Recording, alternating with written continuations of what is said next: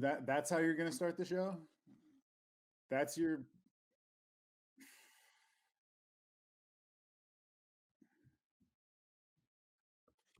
that's a great point. We should have submissions, an open call for theme songs.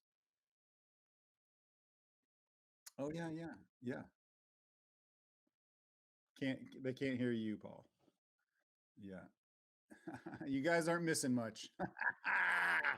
Yeah, let's talk shit about him. Let's talk Oh, shit about him. people, Oh, you missed. I am so sorry you missed my amazing open. What Rob and I were saying was we don't have a good way to start the show. I just said, "What's up, Rob?" yeah, yeah. And that was that. I Um, know.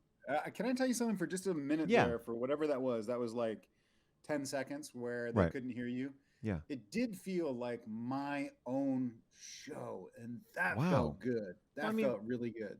isn't just It we're just felt like a clean break. I didn't have to wow. deal with any of your sneaky Jesus. product placement stuff. You know how you're Oh, always come on, mentioning man. products that Yeah, of course. it's like a commercial, and then you always mention Black Monday, which I'm Coming always like, back, season 3. Get on it, people. Get on oh, it.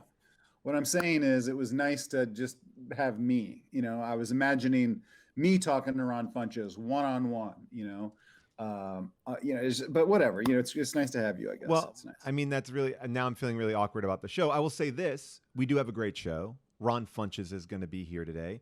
That's We have right. Jessica McKenna, who Yeah. you might know from Off Book Podcast, Yeah, from a she's show great. that I actually produced, Party Over Here on Fox, a short-lived sketch comedy show that was actually Well, very everything funny, is a fucking ad for you. really Everything. funny.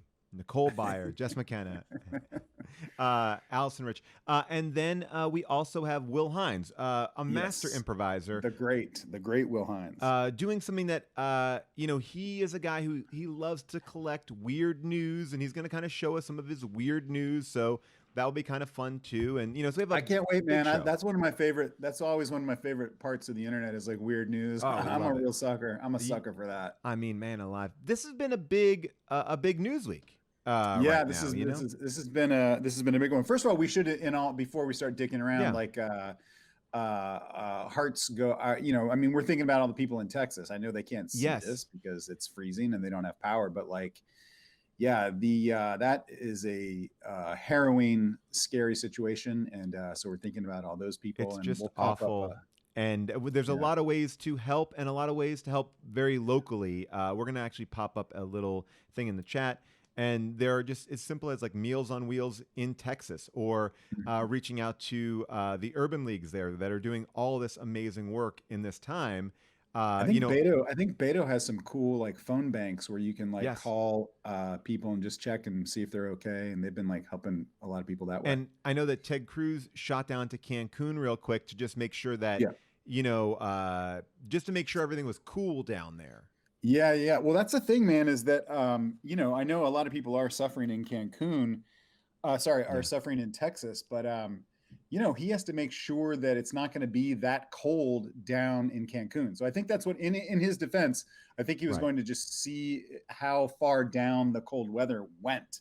Well, I mean, So yeah, and that was I'm really happy that he did that because I really do feel like, Ted is always ahead of the game. Like if it could happen in Texas, it yeah. can happen in Cancun. Yeah. And look, I always say vacation American, but what can you say? A lot of people here in the chat are from Texas. And Oh wow. let's see, Charlie just said power came back on for Oh wow. yeah. That's awesome. And That good news. yeah, good I'm news. glad that they're doing well. And Paul, I know that you were very upset. You were texting me yesterday about your friend Rush Limbaugh passing away. I know Oh, sometimes you take you're a real you take upset. a hit, you take a real hit. Oh, you're having a tough year. Yeah. I mean, like normally when I want to hear like OxyContin fueled racist rants, that's where I would Yeah. go. That was my comfort spot. That was my white noise. Yeah. And to know Your that's gone. white noise. I got that Oh yeah, right. whiteness. Yeah. No, in all seriousness, I mean, there was a lot of shit talking yesterday about him, and I know people have a lot of bad stories, but my family was also, everyone was sort of saying like, well, I grew up listening to him on the radio in my pickup truck and blah, blah, blah. And, it reminds me of my dad or whatever. And um, I had a very positive experience with him one time because I was my family and went on vacation with the Rush Limbaugh family. Wow, you guys went on Yeah, vacation with RL. yeah, it was actually like a great childhood memory. We went down for the slaughtering of the baby elephants. Oh, I love that time of year. Yeah, That's a yeah. great, yeah, really fun. So what they herd them all into a big pit, and then they throw firecrackers at them. They just blow them up. And it took a long time to kill them all, but Of it course, was a it's great painful. memory. It's the most painful way to go to throw M80 is at live animals. But you know Yeah, what? It also gives you a lot of power because it just shows you're yeah. a man against beast. I will say this, Rob, in all sincerity, how crazy is it? Like we live in a world where I feel like whenever someone passes away, there is an outpouring, regardless of where that person falls, I know, of that's amazing. positivity, and Yeah, people are like, "Fuck yeah, you!" It yeah, yeah, yeah. was. I've never seen that in the Twitter age. I That know, kind of vitriol, and by the I way, know. fully warranted. But Yeah, wow, for sure, for sure. I mean, if anyone deserved all of that, I don't feel bad about any of that. I not mean, they one say, bit. "Oh, you shouldn't speak ill of the dead." Fuck that. Fuck that. I mean, that guy did more harm to more people, so I don't feel bad about any of that. I didn't tweet anything good or put anything on it only because I couldn't think of like a hot take on it. But like, yeah, I don't feel bad about that. Same with like No, Mitch McConnell. Like, when Mitch McConnell dies, I'm gonna go dig him up and like drag his body behind my motorboat. it just what it is. There should I be just got some. a motorboat. I just got a motorboat, is what I'm trying to say. You got another now. I've got I another don't want to one. get into this, but you did excellent. Well, I don't know. Can we even talk about this? Yeah, yeah. You got I into got a insurance money. Yeah, yeah. What happened was, are you talking about the family I backed yeah, over? yeah. Yeah, there's a family of sunbathers that I didn't know. I didn't see him in the marina, Well, and yeah, I came into the marina real hot, because I like to try to fly my boat up onto the ramp. right. And I just came in too hot, and I was like, "Whoa," and they were frolicking and inner tubes, and so anyway, long story short, I had to Yeah. sue. I had to sue them first. So I filed my lawsuit first. And what you do is if you get your lawsuit in before they do, then that's It's a so slippery slope, Bob. It's I a won the slippery. lausuit. So I got a bigger boat. So It's a anyway, slippery slope, and people. I just want to know that that's like the problem is I the boat ramp was a slippery slope. Is that what you were no saying? no. I was The saying that boat ramp basically. was All right. slippery. So basically, what people are saying here is like, we hope that you're not being endorsed by motorboats. No, gosh, I wish I could. I have seen a lot of that, man.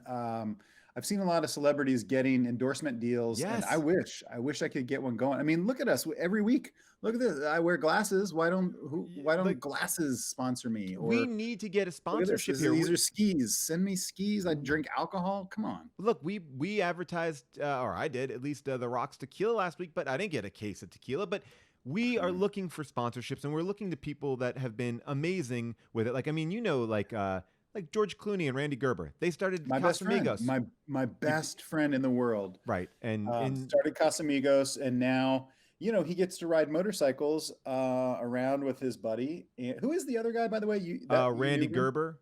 Who is that? Randy Gerber, isn't he married to Cindy Crawford? Oh, that makes Another kind sense. of cool dude, Hollywood Richo. I think Yeah, yeah, like yeah, that's yeah, what I yeah, think. I don't know. yeah. But that's a great. I mean, that's us. I I've mean, that's never. us right there. I mean, that could be us. It's pretty much us. Yeah. And and That, look, and we also you could see like there's so many great opportunities. There's only so many great things. Like sorry, whoop, hey, hold on, hey, wait a second. what was that? I This don't is know what that is. hold on, this is Yeah. screwing up my. I still That's have right. not figured out how to make PowerPoints seamless. We'll Um, edit this out. edit it out. Look, then you We'll got like edit it somebody out. like Ryan Reynolds with Mint Yeah. Mobile, doing it, Yeah. doing a Doing great it. job. You know, Making money. Getting that money. but you got to be safe. You got to be careful because for every one of these two, It there can is backfire. Kendall Jenner. I don't know if you've heard about Yeah. this Kendall Jenner story. So, What is the controversy here? all right. So, people in the chat, please help me with this as well. But Kendall Jenner has been kind of charged with cultural appropriation because she has decided to start a tequila company, knows Okay. nothing about tequila. Yeah. Like this week, she was like giving her tasting notes, and she's like, "Ooh, that's bitter. That's less bitter." And Okay. doesn't really understand how it's manufactured. I think when you look at The Rock and his tequila company, it's really about giving money back to the people and the land, and it's really about being a little bit more inclusive. Kendall Okay. Jenner is basically was like, "Hey, I want a liquor brand too," and people are coming after her. Like they Yeah. are literally coming after her for her 818 tequila.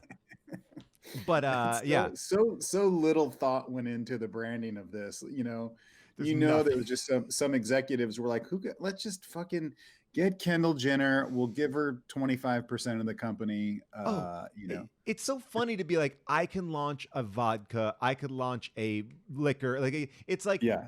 like, and I think what she's trying to do is, I've seen it done before. Like the housewives, like they have Hmm. like a skinny margarita. This is Yeah. clearly just her area code, right? 818. That's where she's from. I bet Yeah. Yeah. Yeah. Yeah. people are saying that. But for, this will probably be successful because she is such a brand, and the people that buy her stuff probably don't care, that she doesn't know that much about tequila.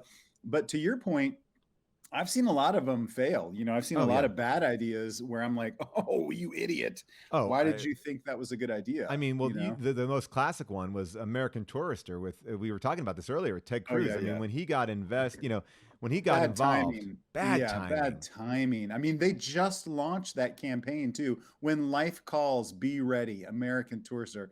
And it's fucking Ted Cruz. Like, come I mean, on. that's going to backfire for Ted there. I mean, it's probably great money, and I don't even know the legalities of that. But there's a lot of these politicians are trying to get into it. But I mean, yeah, this is a mess. Honestly, Paul, I bet you it's already backfired. I mean, I think it's already backfired. Also, get in shape for the photo shoot. Like, look at him. He's I not mean, even in shape. not yeah. It doesn't look like I want to. I don't want to have this bag. I don't want to have this bag Yeah. because now it So that connotes one's me. not going to go well I for mean, sure. but this was an interesting one. Mitch McConnell, Yeah, I I think saw that. I saw this one. Mitch gets, obviously we know him as a serious Mitch, right? Yeah. But here he is kind of showing off that bod, what's underneath, Famous for and that bod. Famous for that famous. bod. Yeah. And this is something that I think a lot of people don't know this, but like Mitch likes to fuck. Yes. And Yes. that's something that's And been, yeah. when you told me that, I wasn't sure what you meant. Do you mean his wife, the former Secretary of Transportation? You're talking about exclu- uh, marital sex, right? Or are you talking Yes. about like, Well, here's the thing. Mitch likes to fuck, yeah, but we're not saying that he's fucking other people. Like, so two okay, things can be true. Like, he sure, likes the act of it, but he is yeah, doing it monogamously. But he was also like, look, I'm a bigger man. And when okay, Magnum reached out to him to kind of like bring some of that swagger back to the yeah, condom game, he yeah, yeah. said yes. And this is the Christmas ad. And I just think that the politics are making this probably doing a bad job for Magnum condoms because it's like you don't want to be thinking about. Yeah, I think so too. Just because he's so controversial, I'm very surprised that Trojan got behind that. But I mean, like you yeah. said, he is famously he's got dong for days, as they Yeah, say. and people are saying in the chat like So this quote that I guess they used. It was like, "I've got my wad of hundreds. I've also got my Magnum condoms. I'm ready to plow." yeah, It again. Yeah, I feel like it is interesting because he is such a conservative guy. He's the face of the GOP. I mean, he's been the leader. So, yeah, it's just interesting to even think about him having sexual intercourse yeah. is a little upsetting. Well, here's another one. Let's get out of that. This is a weird one. I mean, Tobey Maguire's gotten a lot of bad press. He's kind of an asshole, Right. and I think he was trying to reach out and do a little bit more. But to put your name on a douche, Yeah. it's sort of like I think he was So trying to brand. Yeah. this was what I read about. This was it was a partnership deal Mhm. with Walgreens to sort of kind of rebrand himself with women Right. specifically because yeah, It's like kind of play into what he is. Like, hey, like yeah, you might know me as a douche, but why don't I be the face of a douche? And again, it's tricky. It's a tricky situation because I don't think that women want to look at this. I don't think, he was a part of the, the pussy posse, all that kind of stuff here in Hollywood. I don't think oh, I that's didn't even know about that. oh Yeah, yeah. yeah. I don't think that that's kind of a thing that you want to necessarily Yeah. embrace. I don't think women Well, want to do that. I will say the good thing about this product is that, looking at the packaging, at least there's two units there. So you do get two you get 2 douches for the price of And one. I You heard know. that like the whole thing with that was like because he knows that Spider-Man 2 was his best film, so I think that was kind of a play on there. Oh, wow, Yeah, that's kind of yeah, a stretch, but yeah, I guess. yeah. Um, All right, so let's see what wow. else we have here. All right, so this is a weird one. The summer camp that Kevin Mhm. Spacey has opened. Yeah. I mean, it's an all boys summer camp, and I don't Yeah, it know. just seems like I'm not sure about that. I'm not sure just because of his history of sort of preying on young boys. I Yeah, mean, I think that's a fact. I don't think that's hearsay. I think that's been proven. So to me, as a parent, I don't know that I would feel great about sending them to Camp Spacey. You I know, mean, and now here's the thing. He does a Space great. Camp, yes. Space Camp, sure. Spacey Camp. Let me think about that. I feel Yeah. like, I feel like he's going to take a great acting workshop, et cetera, et cetera. But I don't know. I just feel like it's a little, a little bit weird. It's a little bit weird. Yeah. Yeah, for sure, for sure. But who knows? Good luck to him. Is the to Yeah. double back to the Ryan Reynolds thing? Is Yeah. that does anyone that you know have Mint Mobile? I don't know Mint how it Mobile. works. I don't know. I don't have it. Okay. But I think I've seen more of the commercials for Yeah, Mint Mobile than anything else. I feel like yeah. he's getting the word out. I don't know if it's a phone or a service. I Um, think it's a service. okay. Yeah, I'm I know not that sure he how left that voicemails works. for a lot of Mint customers, but I feel like that might be a small thing. Does anyone in the chat have Mint Mobile? Oh, Uh, this is good. That'd be some good feedback. yeah. Um, are you what else has been going on with you? I heard you It's a month to month service. It's kind of like a Bryan Cranston Breaking Bad phone. It's like if you got shit to do on the side, you don't have to it's commit. like Yeah, you don't have to commit it's to for it. people with burner phones. It's like if you have burner phones If and you're you're having an committing crimes. affair, it's a great phone Yeah. to have because you don't know if that's going to last for a month or a Oh, couple okay. months. That's Yeah, what I see. I see. That's specifically what it's for. It's like I'm going out with someone. I don't know if I really like them. I'll get Mint Mobile, and then when I toss this phone in the garbage, I yeah, don't have to worry about it. Okay. yeah. So that is there. But yeah, look, I mean, so look, we're aware of the problems of kind of celebrity endorsements, but it's something that we want to get Yeah. into. And again, Is there Rob, is there a yeah. product that I mean, not that you have given it a ton of thought, but like, is there anything? Is there a category that you think you are well suited to endorse? Oh yeah, crossbows, Crossbows. crossbows. Okay. You Like, just said that's so like you said that like I was an idiot for not knowing well, that yeah, that's what I you think meant. that most people when they see me, they go, "Oh, sure, crossbow guy," I've right? known you for a fairly long time, and it's not what I normally think about when I My talk to you or think about passion, you. when I tell you like the things that are most important in my life, this always it never wavers. You, Crossbow, yeah, right. crossbow. Uh, Okay, ghillie in suits. America, ghillie Cro- suits in America. Yeah, Crossbow, ghillie suits. America.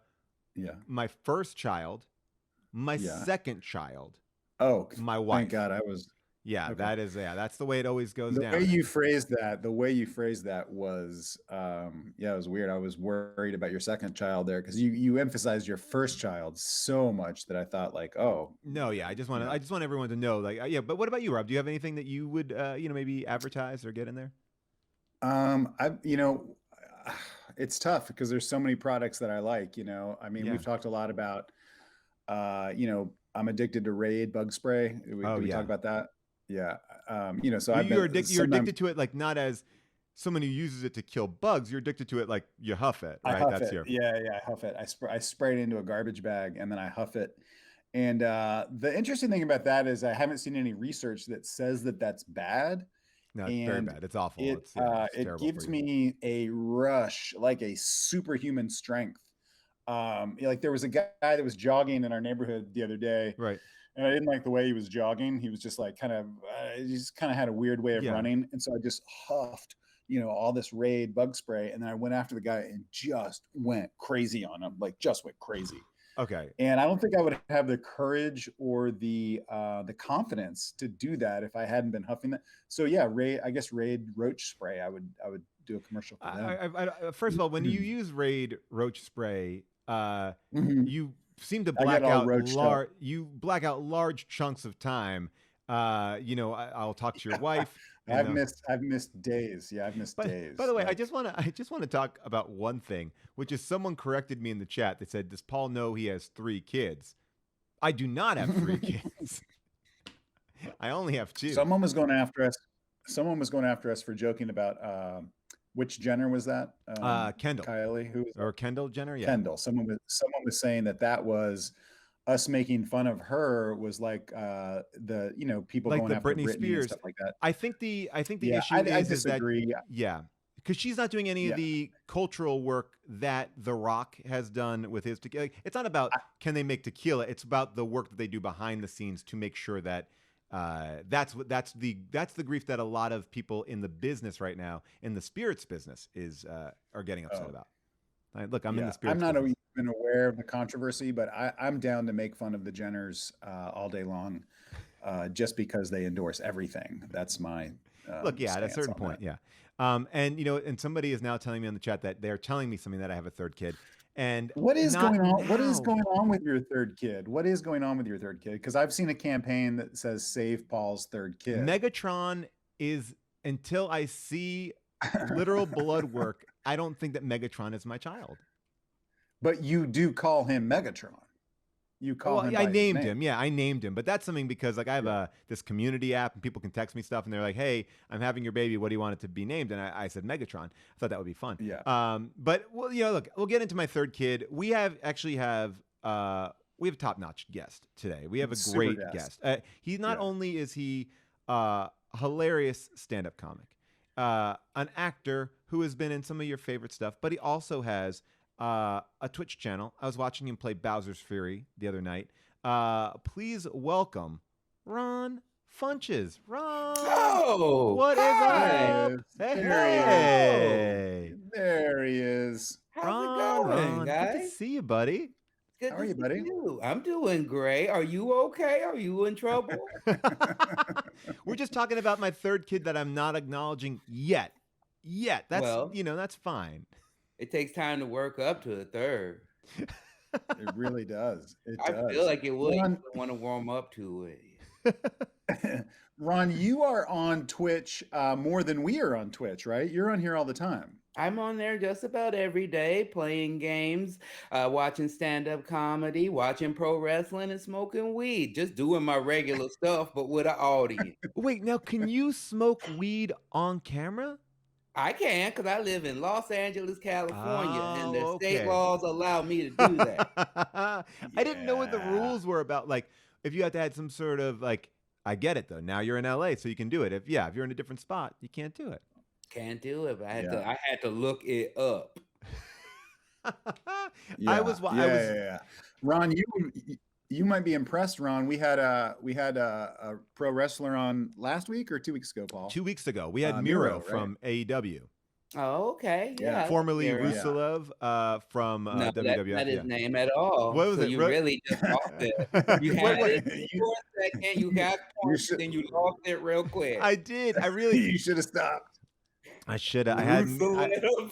Look, what I'm trying to do is I'm trying to destroy that old image of him at WWF. That's what I'm really trying to do. It's all about Miro. That's By the all way, we talk about.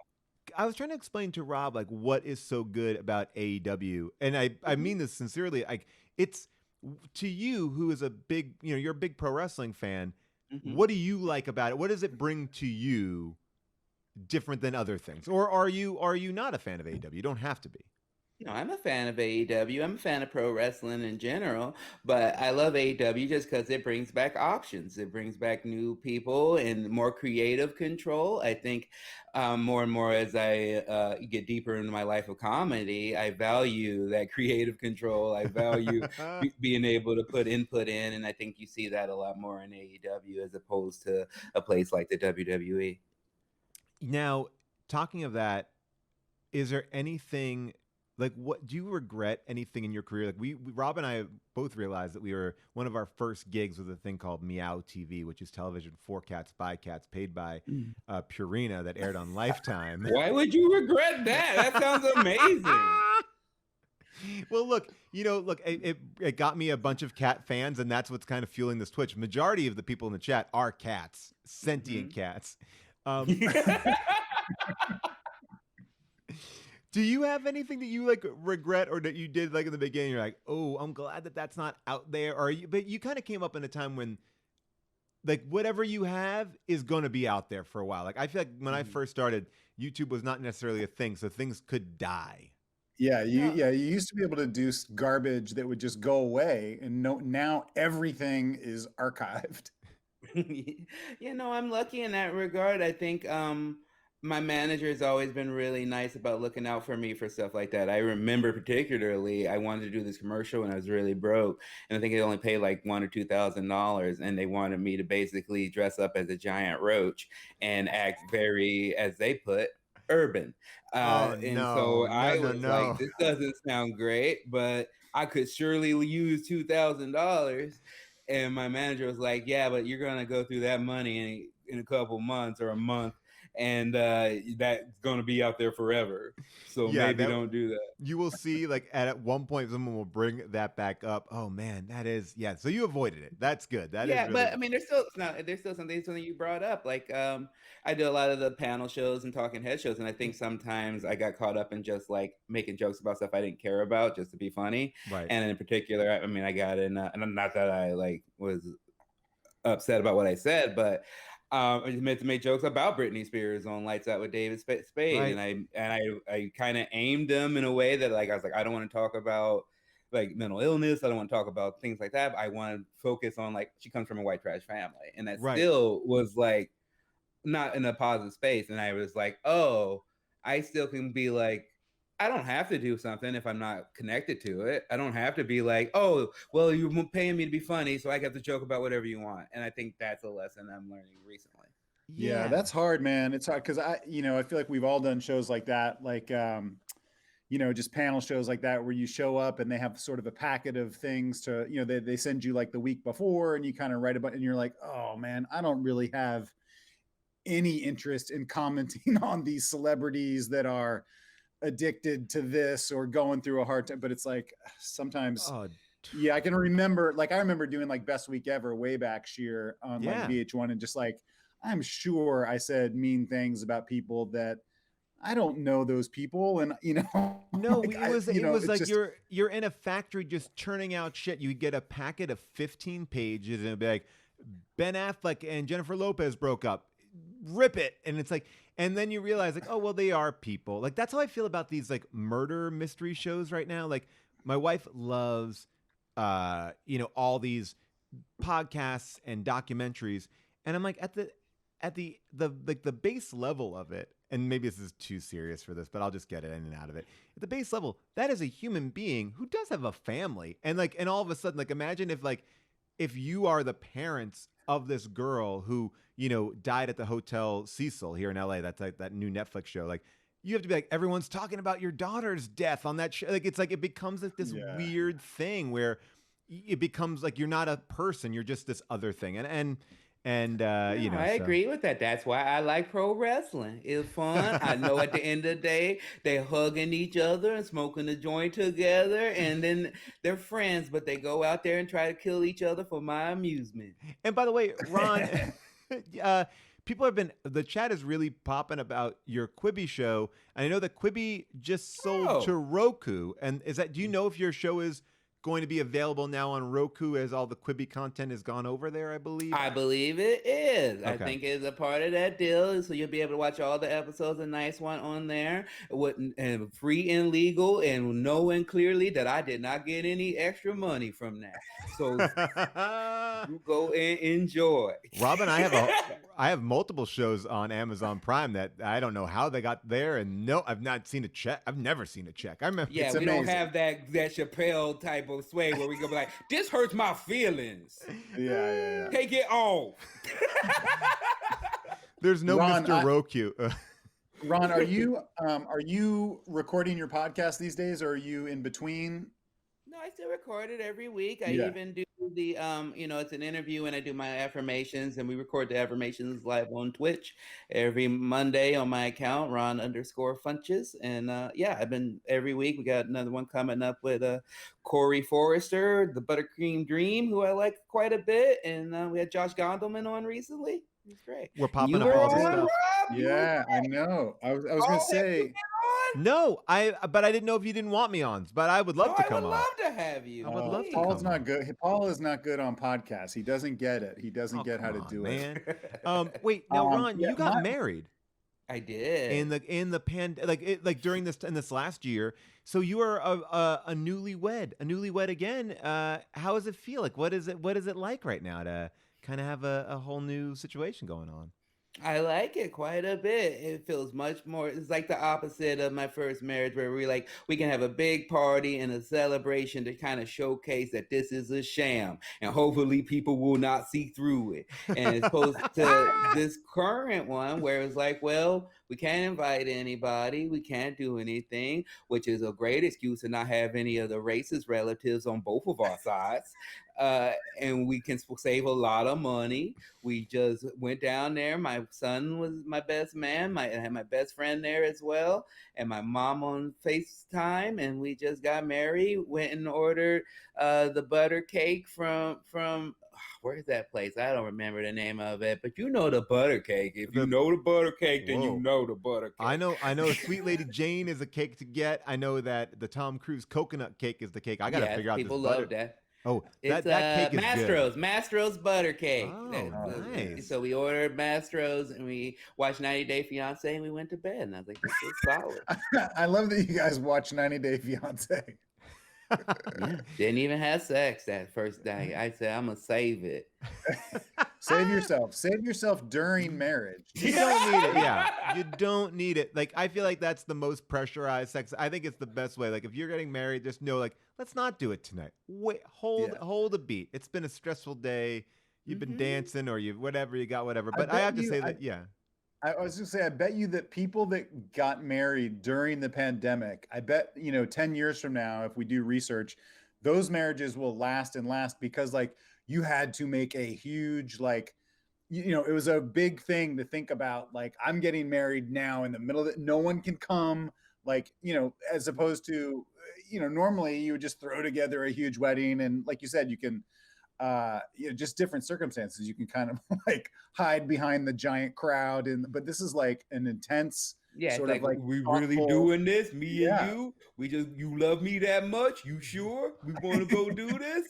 And then but also we did. She's Canadian, so we did have a 90 Day Fiance type situation. I didn't want to send her across the border and have her not be able to come back. Otherwise, we might have waited a little bit longer. We would, we were already engaged, but we might have waited to actually get married.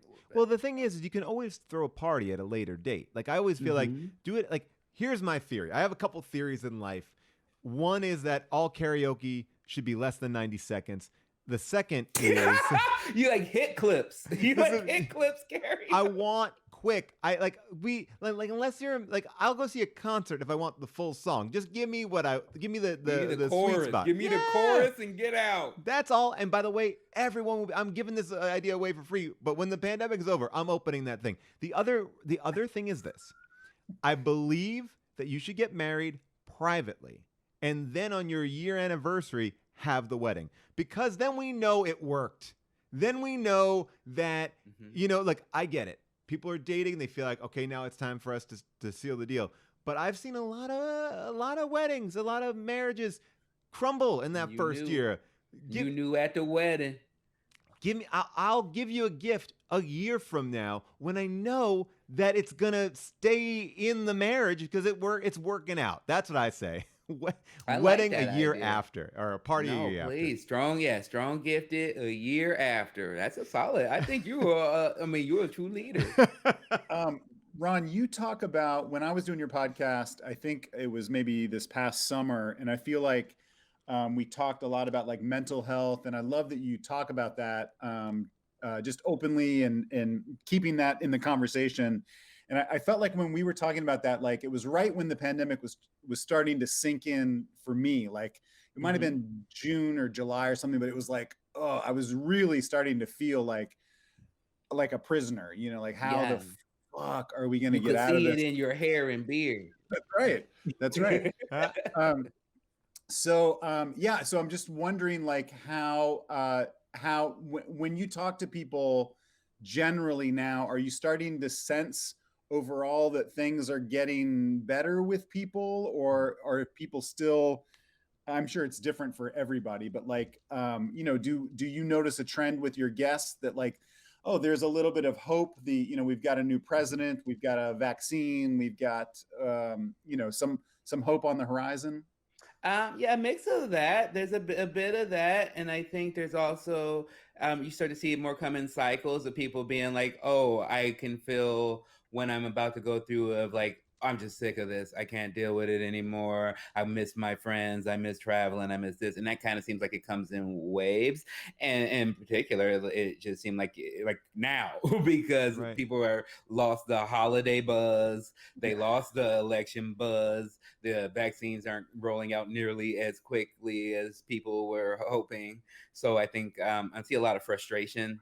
Yeah. And but overall, at least for me, it's been the thing of like, oh, at least this isn't like as shocking as it was this time last year. Like I have a year of this under my belt. Yeah. I know like I might January, February, March, I was just like, I'm probably hunkered down.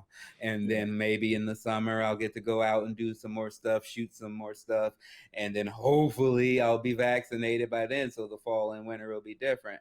But it's just, I think, continue patience. And for me in particular, as a mushroom trip at my office told me a few weeks ago, a month or so ago, was that I just got to remain nimble and not like I try to like that. force anything. I Wait, don't.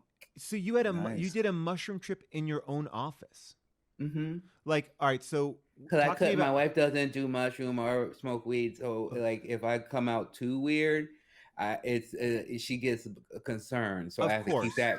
By the way, you also don't want to be around anybody else when you are like, if you're doing mushrooms, join, be in the party or don't be there at all. Like, because the person who's not going to do it but wants to hang, it's not going to work out. They're going to be, Yeah, you're the worst. the worst. They're going to be, are you judging us? You got to like buy into that thing. That needs to be a group activity. But now are you in a different space? That's what I kind of want to get to. Is your office like in your garage or like where is your office in comparison to where you live? The office is just it's just next to my bedroom. It's just a Okay, couple doors okay. So away. you're just door closed mushroom trip like wow. Now that's bold. Because you are in the same place. Yeah, nah. They had to keep it together, and or try to when she's asleep because. But sometimes I'll stumble around and she'll wake up and she's like, "What's wrong with you?" And I have to be like, "I'm on mushrooms right now." Don't look at me. Don't look at me. I kept a journal and I just got it back. When we did this documentary called oh my gosh, Rob, you remember the name of that documentary? A Good Trip, the Mike Oh Rosen yeah, the thing? one on that. I'm in that too. Oh Yeah, yeah, yeah, we're yeah. all in that, right? And so when I first did mushrooms, I did it in Amsterdam, and I like kept a journal because like probably everybody at that age was like, I'm like Hunter S. Thompson, I'm gonna keep a journal, and the journal is utter nonsense, and I love it because it made so much sense when I was scribbling in it furiously. And basically, it was just thoughts about how now or laters are probably the perfect candy. But but it was. By the way, don't disagree with that thought. But it is so funny. Like, you are like. I felt like I could see myself being high, and when I was going into public spaces, I could adjust a little bit. I feel like, and then it would kind of catch you. But I would be nervous to be in the same like the same apartment like area with somebody who is not doing it. Like bumping into them in the We hall is tough. we did, Paul, was it I think your bachelor party? Yeah. Didn't we do mushrooms Yeah. in Malibu at your bachelor party? That was super chill and Oh, super fun. It was great. Yeah. And I think that's these are both two, I think two of that's my Kroll's favorites. I think that's Kroll's story in Have a Nice Trip. I think because that's when Kroll went and we were on the beach and everyone's like playing frisbee and hanging out and laughing. And Kroll thought it would be funny to go in the ocean and get all this seaweed. Oh my And so he god. came up on the beach and he buried himself in seaweed. So he looked like, a monster. And so he was like having fun, like walking around It was like buried. It more looked like seaweed, more yeah, seaweed, yeah, and yeah. It looked like a ghillie suit just covered in seaweed, and he was laughing. Well, I guess there's like some sort of like sea lice or something in it, Yeah, everybody knows and that. he got destroyed. Like Oh, his whole body like blew up, and he was just like a crazy it pustule. It was it terrible. well here's the thing too is like Kroll we love Kroll. he's, I mean, I don't know, but he's got sensitive skin. The man has like, that is like his. I love him, but the motherfucker But got sensitive I know. I was like, skin. why am I Everybody couching it like butt? Like, I had no idea to put the butt there. But yeah, Kroll's got sensitive skin. Like that's something that he's always dealing with. And the fact that like he was shirtless and just in a bathing suit, and to be covered, and then they actually made him that crown, like a crown of seaweed around his head with like a feather in it. Like, so he was sitting there. I have this great picture, and they actually recreated it in the documentary of him just sitting there like as the king of seaweed. So it wasn't just like, it was everywhere. And we went to work on Monday on the league, and it was like, it was brutal. It was like he had been burned. He was a burn victim. That sounds horrible, but you brought two fun memories into my head, because two of my favorite mushroom experiences. One was walking around Vondel Park in Amsterdam, where I was taking mushrooms, and then I ran into a funk concert, and I was like, this is perfect. Yes. And then another one was in Malibu, where I did mushrooms with a friend of mine. We went to a beach, and we had the most. You know how if you do the right amount of mushrooms, there's not much of a sex drive in you at all. You're just kind of like, Yeah. like, Gil, like, I love you, but my penis doesn't work. So don't worry about me. I'm not a threat at all. And we went to Malibu and saw we had the most sexiest afternoon that I ever saw. That was so hilarious because we were just thought it was funny. We went to the beach, we got a little spot, and just lay down and tripping on mushrooms. And then there was just this, I don't know how to describe it, but it just must have been a triforce of fitness models who has to be a three-way couple together, who were just primming each other and cleaning each other and laying on top of each other. And the entire beach was watching them. You would see like women pull their husbands away. Like they were coming to sit there, and they're like, we gotta go now. You can't stay in this area. And it was just so sexy. And then they left, and I shit you not, a college cheerleading squad took their place. What? Yes! That's hilarious. Oh my God. That is like, I remember just have you ever performed at Bonnaroo, Ron? Have you done comedy down there? Yeah, we went down there a few years to do I think we were hosting some stand-up shows and doing bits and stuff like that. And I can remember walking around there doing mushrooms like at night. And it's so fun just to like go and like see, because when you're performing down there, we would have like a backstage pass to pretty much get into wherever. Right. But I was walking around, I can't remember if it was with you, Sheer, or somebody, but we were doing that bit where I was acting like I had lost my teenage son. Yeah. And so I was just I kept calling out like I had lost my son somewhere, like, Randy. And like, it was funny for like an hour, but I kept doing it for like 6 hours. And but we were all high, so it was perfect. It was a great bit. It was. But you remember getting those mushrooms?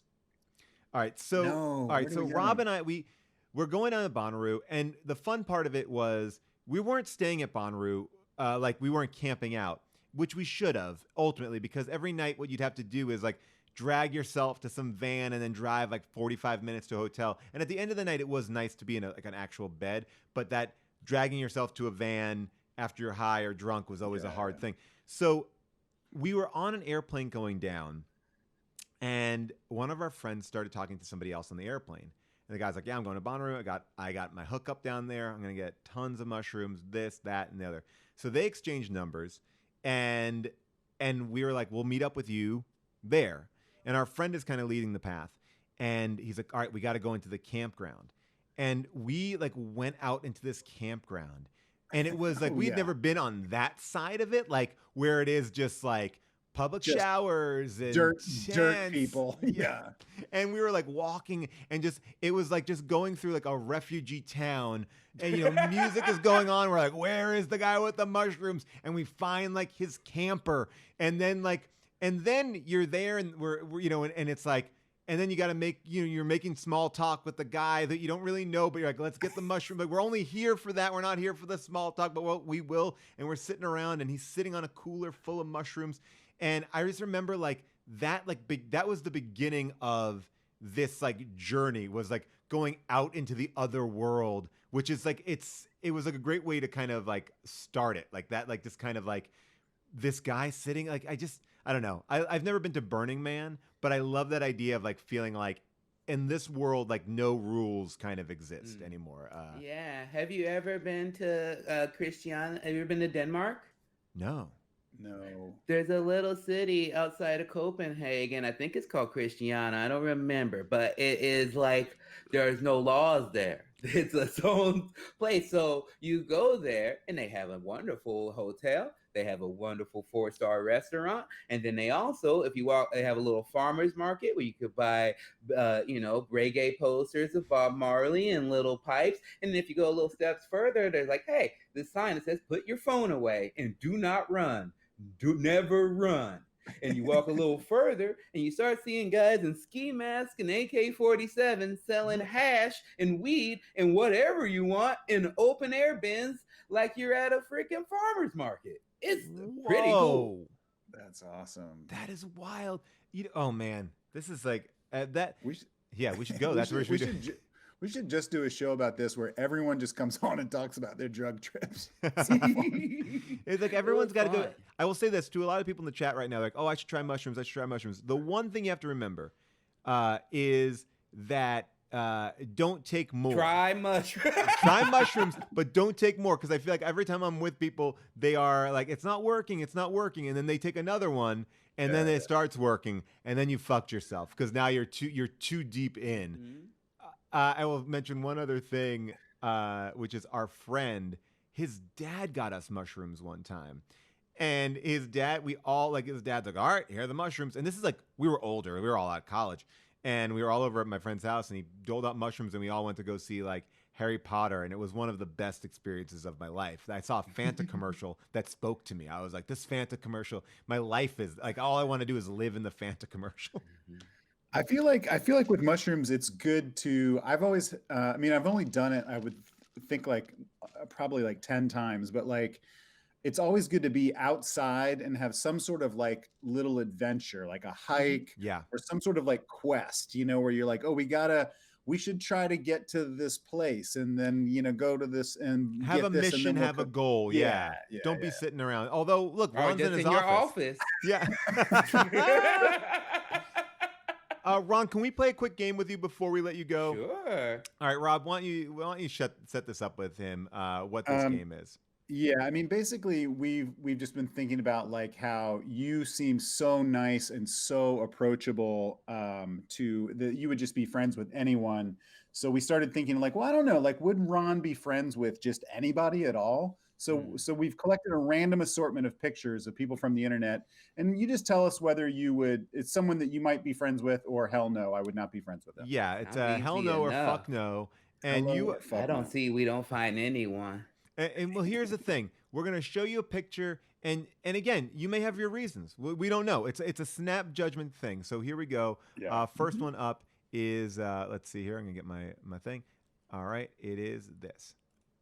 All right, this guy. If someone's walking around, hello! You got a snake. He's colorful. He matched the snake to his Gucci shirt, which is something I noticed right away. I like which that. Told me he's stylish and he got a strength to him. However, the way he holds the snake lets me know he cares about something. Probably a niece or something. He takes her to ice skating lessons and different recitals. But also, you don't want to mess with that guy. Seems like a good friend to me. All right, people in the chat are kind of split. People in the chat are like, they think he's sexy. Some people say real snake, fake Gucci. All right, so here we go. Here's another one. I'll show you this one. If you're sitting next to this person on a plane, do you want to sit next to this person? They've put a blanket over them. They're just sitting like that. Is that what do you think? Hello, thank you so much. I didn't want to have to look at you or decide if that we're talking or not. I didn't want to have to play that game. So the fact that you have closed yourself off to the world lets me know everything is okay. And now I have full control of that aisle. I love it. Perfect. By the way, you're agreeing with most of the chat. They love this. See, I would be worried. Okay, now this one. No, go ahead. Go to the next guy. Yeah. What about this guy? What's your take on this guy? Hello, that's young Brian Posehn. I know that guy. I like it. You're in. Look, he seems sweet. He's not overdoing the Hawaiian theme, you know. But what if he's always pushing the pineapple? Like if he's always like, "Hey man, have you ever tried pineapple?" And you're like, "Yes, Todd, I've tried pineapple." I think that Todd the looks only like way that it's a fuck no is if he's like, I'm doing this because it makes my jizz taste good. Then you're like, oh, come on, dude. Taste my jizz. Come on, taste my jizz. Oh, by the way, he does look like a person who's going to suck on that straw in a way that's going to make me uncomfortable. I don't know why I'm saying that, but it feels like that. All right, here we go. Another one here. This is like, all right, so here's this picture. Do you approach this way? What's wrong? There's nothing wrong with this person. I want to make it an equal opportunity moment here. Is she too happy? If you see somebody like this and you're like, oh, I don't know. Oh, if she's always like this? She's always this chipper? This, like, never going to see anything more than, because sometimes that's intense. That can be intense, but I'm going to say hello just for multiple reasons. She seems lovely. She seems great to me. And I'd rather have a happy lady than an old sour apple lady. Come on. All right, great. I like it. Yeah. All right, here we go. Now, what about this? A guy with a pretty bad Michael Jackson tattoo. Not a very good tattoo, but he's always talking about Michael Jackson. Always. Yeah. That's a fuck no. I'm gonna have to let that guy go by if he's one of those Michael Jackson apologists who are probably like, oh, they set Michael up. You know what? I can't roll with that guy. It's too big to be so bad. Actually, it looks like that's a bra, so this might be a woman. Does that make might a be a woman? Does this make might make a woman? Only if is this now a Cher tattoo? Cause it's fun. It looks like Cher to me. It says "Rest in Peace," and it does have Michael Jackson's birth and death date on it. So I feel like different things, though. A picture of Cher with. All right, what do we got next? We got this. Here's guy. Does he look too stern? I like to keep it a little. Yeah, hello, great. Sometimes this guy. I got nervous about this guy. Great. He seemed judgmental to me. Like I feel like I wouldn't live up to his expectations. That's what I felt like when I saw him. Like I feel like I'm letting him down. He definitely has a strong vibe to him. Like he used to be a poet of some type, and then he was also part of the resistance. So he tries to make me feel bad that I haven't been sprayed with fire hose or chased by police dogs. And I'm just like, I'm out there living my life, being happy. Isn't that what you fought for in the first place? So but I still got to protect him. Okay. All right, here we go. I love that he's always talking down to you. You can see it in his beard. Like this is a guy that you take to like a Mexican restaurant, and he's like, "It's guacamole, garbage." It's like, it's not. He's not pleased with anything. Here we go. This gentleman. Oh man. Oh. I would say he looks like. Go ahead, tell me what. I was like, he looks like he's a European man because I feel like that's a European street. So maybe if that figures into anything, I don't know. I'm just saying it. Yeah, that's what really actually made me say hello, because like if this was in America, complete weirdo. But I've been to Europe, I've been to Montreal, and this is just this is a very successful. This is probably the biggest comedian in all of Montreal, as far as we know. Okay, so I want to be on his good side. He's got 2 TV deals in Canada. Now, Paul, let me ask you: is this how this guy makes his money? Like, is he out there? Is he like one of those Times Square guys? No. This is not a guy that's like getting $5 for a photo. You don't know where he's going. Banksy. Yeah, it might be Banksy. You don't know where he's going, what he does. You just see him, but he's not one of those. He's not doing this for that. Okay. Okay. This guy. No, fuck no. Just not happening. Yeah. He might be a good guy, but just the outfit and general vibe says no. I wish I could get over it, but it's ingrained in me. What if he's like a freshman in college and he's always bragging about girls that he fingers and stuff like that? No, definitely. That's a double fuck no. Double fuck. People say he's especially too with long. Them hands. Yeah. All right, here we go. What else we got? This guy. Oh, hell yeah. Hello. Oh, hello, Ball Chin. You're a fun guy. You're a great wingman. definitely, if there's a choice the lady's gonna make between the two of us, I'm going first. That's a good strategy. That's strategy right there, is hanging out with someone because they make you look good. Yes, and it also shows them my sense of like, oh, I know my boy Ball Chin, he's a little weird.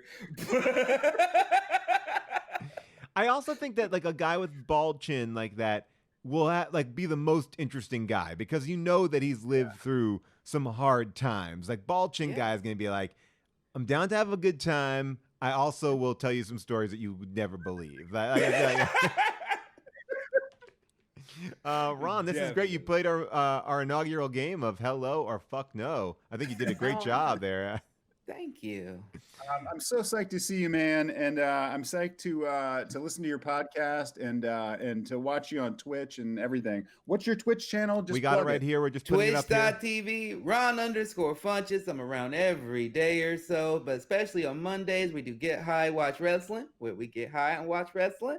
And Fridays, we watch comedy. And then we play Mario Karts on Sunday. We have lots of fun. It's a good channel. And Ron, you're the best. Great to have you here on the show. People love you. People love your shirt. And did you know this was a wrestling shirt? I bet you did not. I did not know that. Who is the Rainmaker? The Rainmaker is Kazuchika Okada. Oh, all right. Nice. There we go. All right, Ron. Great to see you, Ron. Great to see you. All right, bye-bye. Buddy.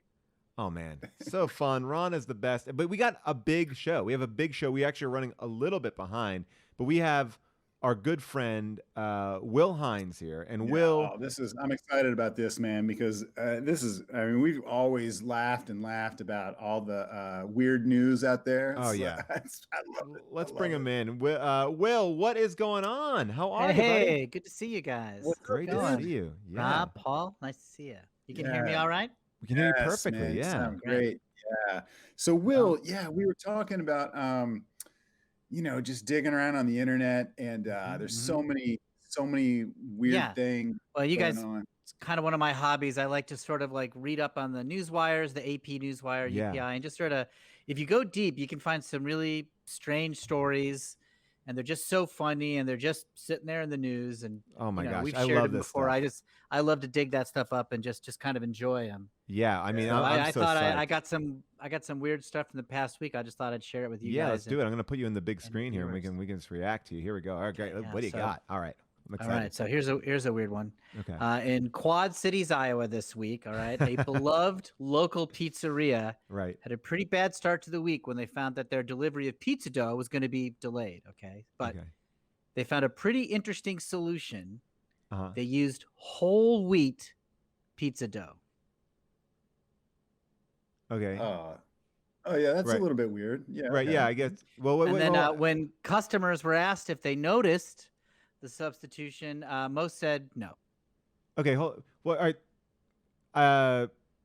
What do they normally use for pizza dough? A white flour pizza dough. Oh, okay. Yeah. So they just switched it. They switched it to whole wheat, which is okay. So a little bit weird. That to me, that tastes really different. I mean, that would be kind of weird. Yeah. Yeah. Okay. But yeah. It's a good one. Yeah. Sure. All right. Cool. Okay. All right. We'll go to the next one. A good warm up. Yeah. We're starting small. I mean, Quad Cities is just okay. Funny. Check out this one. Okay, great. Yeah, here we go. Quad Cities is a great city. Okay, this week, coastal city of Bergdon, Maine. Yeah. Beloved local lobster fisherman Mel Spence was pulling up his nets. Yeah, weird, the hilarious name. All right, I was like, I almost was ready right there for the story. So Mel Spence was pulling up his lobster nets to check his day's lobster catch. Okay. But when he pulled up the nets, he discovered amongst the lobsters an envelope, and inside the envelope was a love letter. Oh. And it was addressed to him, Mel Spence. Isn't that crazy? Wow. So then upon reading the letter, he saw that it was from his current wife. And then he remembered, oh, yeah, this was in my coat pocket. It must have fallen out when I was pulling up the nets. So that explained it. Oh.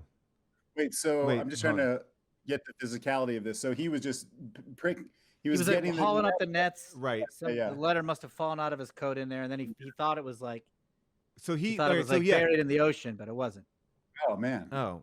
Well, but for like a minute there, he's like, how did this get here? Long lost letter in the ocean? I mean, imagine that. That would be. I mean, how weird would that? Oh man, if That you would got be a letter weird. to you, I mean, yeah, that would be weird. But if you just drop, he just dropped his drop it on the own letter. ground, yeah, that's not that weird. I guess not, but I'm just saying. I was thinking just kind of like in the moment there, right? When he first found it, you'd be so freaked out. You'd be like, "Oh my god, a letter to me in the ocean!" Like, how long has that been out there? Who wrote it? Right. It's like kind of like a Christopher Nolan moment, you know? Yeah, but Will, like you've seen, this segment before. Oh yeah. I'm a huge fan. This is a pretty standard thing that lots of news places do. That's how I got into it. All right, great. All right, great. Yeah. Love it. Okay. All right. This one's great. Okay. Victoria Leeds. Yes. Of Bethel, South Carolina. Had a pretty scary start to her week when she woke up and she noticed she was having trouble swallowing her morning coffee. Uh-oh. And she also was having trouble breathing deeply. She was concerned. Mm-hmm. Then she noticed also that one of her iPhone ear pods was missing. Okay. She starts to put two and two together. Her breathing gets worse. She goes to the emergency room. They do a quick scan, and they find in her esophagus was a tumor, which they needed to operate on. And then she later found the missing AirPod under her bed. So that tied it up. I'm like, what a day. All right. Okay, so. All right. So, all right. I just gotta. Yeah. I don't even want to. I feel bad. Well, yeah, I don't want to make. Yeah. Oh yeah. Oh, I should say here that they did remove the tumor, and she was fine. Luckily, it wasn't cancerous; it was benign. Okay, great. That's good. I mean, it was an intense operation. It was in her breathing, and so that's not. I mean, people in the chat are loving it. I mean, they're saying that that's quite a day. A lot of people are pissed because it seems like that one, especially. To be honest, Will, like just hearing the way that you were telling that story, I thought she swallowed. Am I the only one that thought that? I thought she swallowed the earpiece. Yeah, I didn't see it that way. I was like, I thought that was just some local color just to flesh out her life and give her the I guess she's pretty tech savvy. I don't know. I don't know if you know how to do this because no. It's supposed to be like funny things like the crook. Okay. Yeah. I got my wackiest one. I was going to save it at the end. I'll just do it right now. All right, this great. is the craziest one. All right, great. Here we go. Oakville, Ohio, beloved local sex shop, Pleasure Island. Okay. Yes. Okay. All right. Held a raffle. Okay. Where they said the winner could have whatever they wanted in the store. Okay. So everyone, they sign up and they get it, but that backfired because when the winner was pulled, this guy said what he wanted was the deed to the store. Kind of a wise ass. Sure. Yeah. That's what I want. All right. But then the store had the last laugh because this guy turned out to be a pedophile and got sent to prison. Oh, Jesus. Oh, God. Wait, stop. No, whoa. So I'm like, that's good because he was trying to that's cheat fine, the contest. And he deserved what he got. Actually, that is probably that's weird. Qualifies, but it's also like a bummer. Like, man, that's a bummer. Yeah, like it is weird, Will. It is definitely weird, but also upsetting. But just this guy thought he was being so funny when he's like, "Give me the deed to your store," and then he turns out that this guy had real problems and he's really sick, and those got found out and he got sent to prison. And okay. I see now. When I see what you're saying. Like that's kind of. With the it's not funny. Pedophilia is not funny. That's the problem. Well, it's not weird. I mean, yeah, you're right. Well, yes. Pedophilia is not funny. I shouldn't make jokes even around. That's true. When we had talked about this, we had about this, man. We had a Zoom call about that. Yeah, you were like, be like a funny. It's been a long time. You dug up all those examples and. So many of these, and you were like, "Guys, I got it. Okay. I see what I know. I'm sorry. Okay. Okay. Here we go. You're gonna love this. You got it. All right. All right. Yeah. You're nervous. Don't be nervous, man. I'm not nervous. I feel. We want like a. I feel good. Okay. Great. All right. Great. All right. Here we go. We'll do one more. Okay. Take a sip of water. This is one in what I call my Brainiac bank robber series. Oh, now this is what we love. Okay. Yeah. Funny bank robbers is great. Okay. So Bank of America in the Humboldt Park neighborhood of Chicago. Guy walks in, intending to rob the bank, walks up to a teller, says, "I got a gun. This is a stick up, gives her a note, give me all your money." Okay, so teller keeps her cool, hits the silent alarm and says, "Okay, sir, I'll help you." And then to stall says, well, oh, would you mind giving me your ATM card? It'll help me get more money out of the vault. He gives her his ATM card, his real ATM card, okay? And then also gives a driver's license. Okay? Okay, weird. All right, yeah. The teller can't believe it. Criminal. So, what is this guy thinking, right? Okay, so that stalls a little bit of time, but the police don't get there, and she ends up giving him a lot of money, and he leaves. Turns out it was a fake driver's license. He is still at large. I mean, I think that is one. It's a little. It's not weird. I mean, it's just sort of a crime story. It's more like a dumb. Does this help? Like the ATM card shuts down traffic in the middle, and or something like that. Was the ATM card fake? No, because it also was fake. Yeah. I feel like you're making details up now. No. I just forgot to mention that before. God, Will, I just feel like he got away with it. No, we wanted to do a segment on the show. The weird part is it looked like he was dumb. It looked like he gave away his driver's license, but then he didn't, and he actually knew what he was doing, and he escaped with actually quite a large sum of money. This is Rob. I don't know, Rob. I don't think this is working. I mean, this is like. Okay, I got a couple. How about a speed round? I got a couple of quick weird headlines. Yeah. Okay. I mean, yeah. Okay. Sure. Yeah. Okay. Rob. Paul and I just take you out for a second, and Paul and I we're going to take you out for a second. We'll put you back in. You collect your thoughts for 1 second, and we'll put you. Don't go away. Yes. We're just going to put you. Okay. I mean, I hate to be a bummer because I like Will. I think he's smart and he's always hilarious. So funny. I just don't think this shit is good. I don't think he understood the family. It's like Dude, we had a fucking Zoom call about this. I know. We told him why do the fun things. Why do we even need to explain it? It's like just weird. It's just makes stuff weird. Like the thing about the woman with the tumor. I mean, that's upsetting. I mean, the criminal. It's like he was a good criminal, I guess. I mean, look. All right, you know what? A letter dropped into out of the guy's pocket. Give me a Gorilla Glue story. The woman who puts Gorilla. All right, you know what?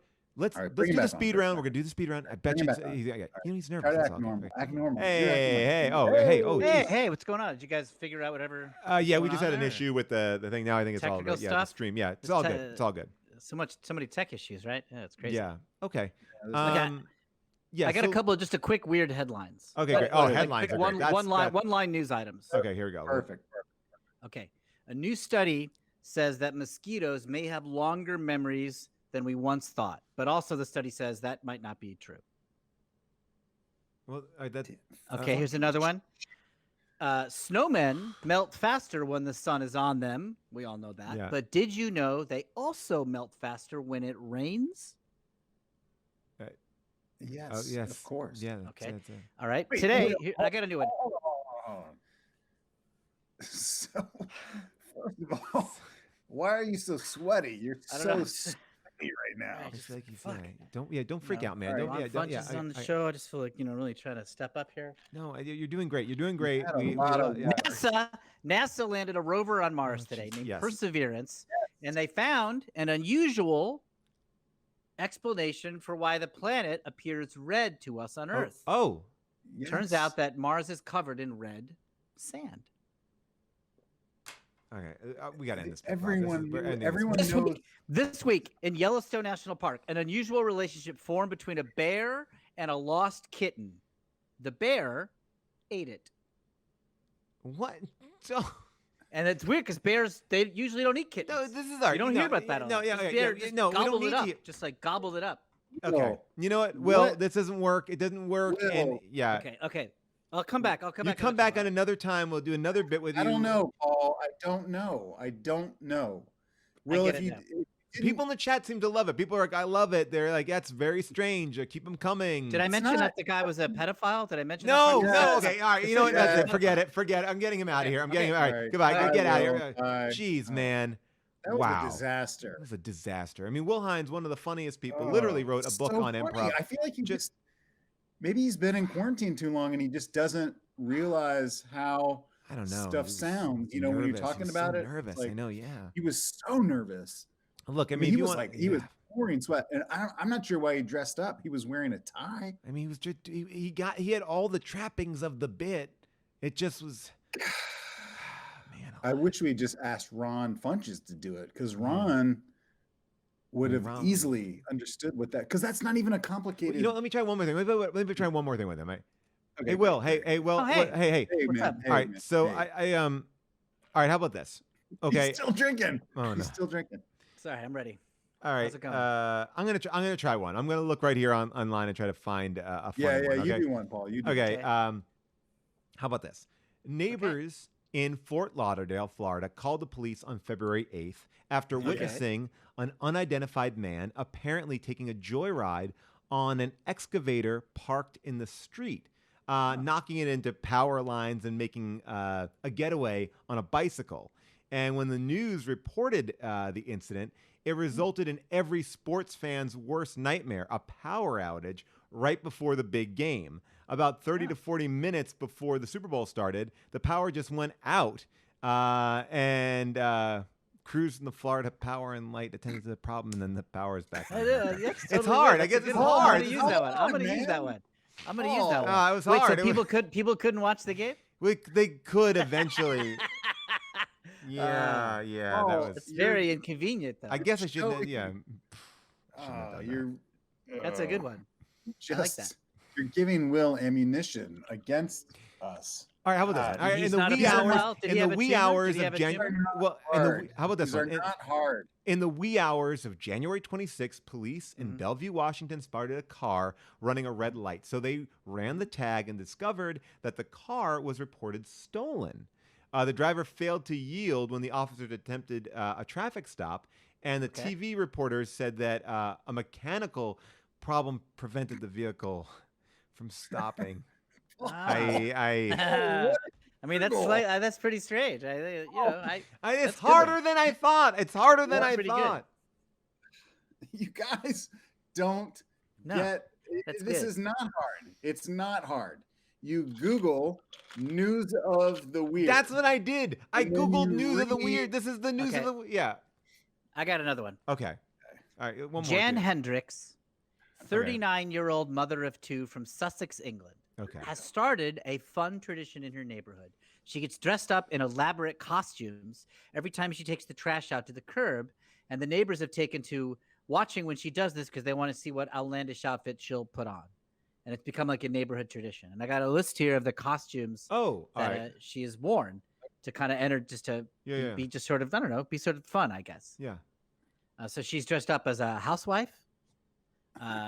It's a stay-at-home mom. She dressed up one week. Get him out of here. She dressed up as her own twin. I can't. She dressed up as her own twin sister. I mean, how would you even know? How would you even know? She dressed up like a housewife and a stay-at-home mom. They're not crazy. Those are different outfits. A housewife, a stay-at-home mom, and her twin sister. They're not. I don't know, man. I don't know about that segment. I know I love trying out new ideas on the show. Yeah, that's one of the fun things about doing this. It's like, we can do whatever we want, but when we fail like that, it's so public. It's embarrassing because it's live. We can't edit that out. I mean, but look, if you liked it, and I think a lot of people in the chat liked it, you can follow Will Hines at Will Hines on Twitter. And you can see him. You can follow him at Will B Hines on Instagram. And like I said, he wrote the book on improv. Funny. Literally wrote a book on improv. Funny. Yeah, how to be the greatest improviser. I think he was just nervous. I gotta say. I guess. I mean, by the way, I will say too that this other book that Will Hines wrote, Pirate Robot Ninja, is great, and you should definitely check that out as well. But man, wow. Okay, well that was a busted play. For sure. We still have a bunch of good guests. Rob, I wanted to show you something.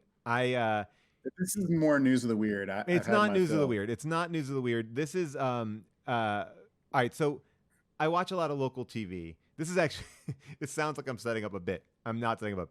I watch a lot of local TV, and there is there's these local commercials, and there's the Morongo Casino is here in Los Angeles or outside of Los Angeles. Yeah, it's by Disneyland, right? Yeah. And so they are they are trying to show how fun it is to go back to a casino, but everyone is in masks. And the commercial is so funny to me because it literally is like it's so hard to emote with masks on, and I just wanted to show this. I wanted to show this commercial. It's really quick. We can stop it at any point. It's very short, but all right. So here we how go. are actors? I want to see how they act with their masks. Oh my god, it makes me laugh every time I see it. Okay, this is here we go. I'm gonna just pop it up here, and I'll here present. All right, so check out this. All right, here we go. Something new is here.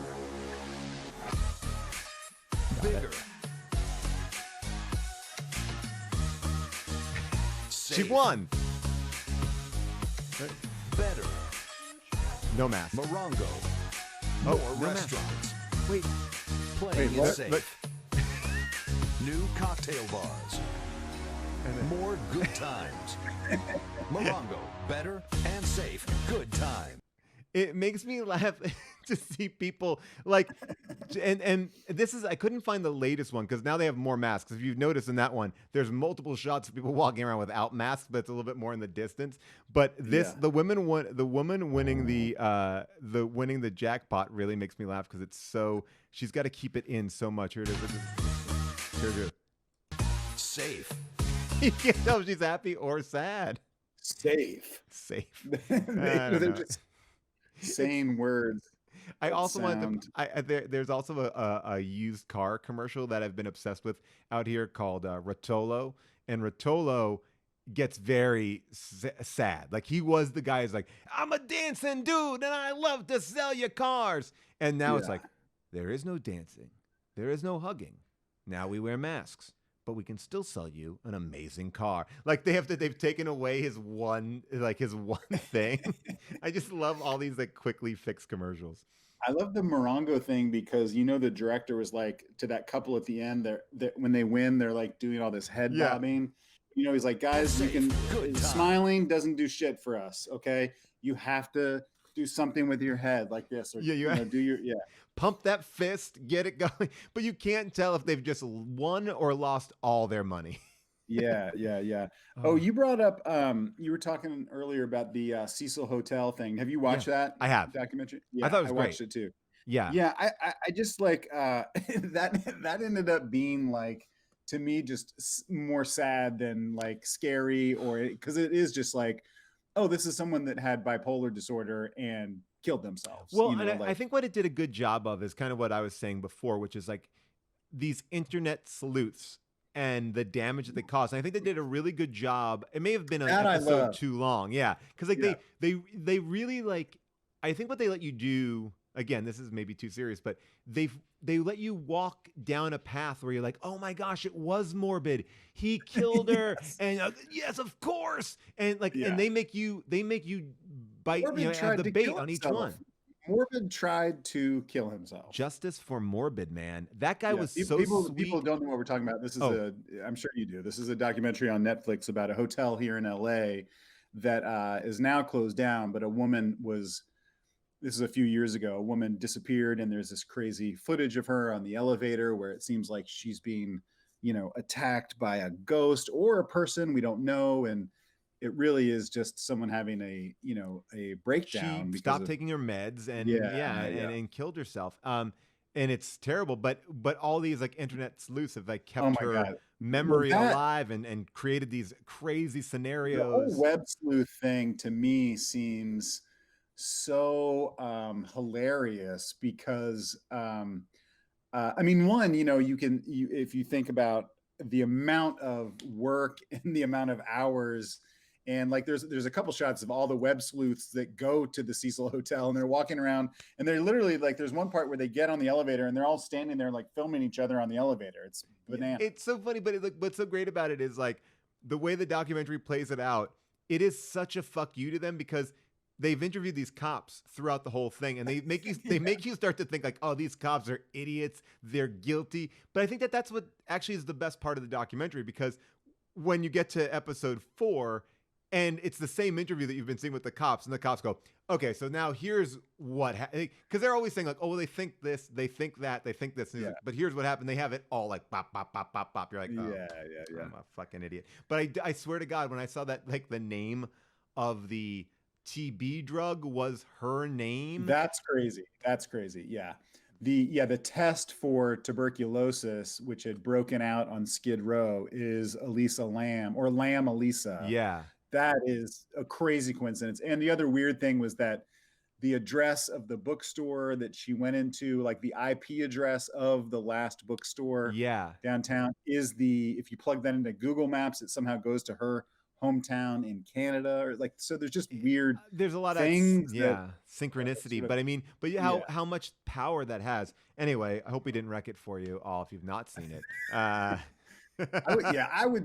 don't know. I don't feel bad about wrecking that for people. But somebody brought up a good thing. Somebody said, well, Webb sleuths caught the Golden State Killer. I'm going to disagree with that because they're not Webb sleuths. Like, Patton Oswalt's wife was one of those people, but she was also working with very established criminal investigators as well. It wasn't just these Webb sleuths were saying that Morbid killed her, and Morbid hadn't been in that hotel even on that night. So they were all pushing forward a lot of ideas that were not well researched. Whereas if you read that, Michelle.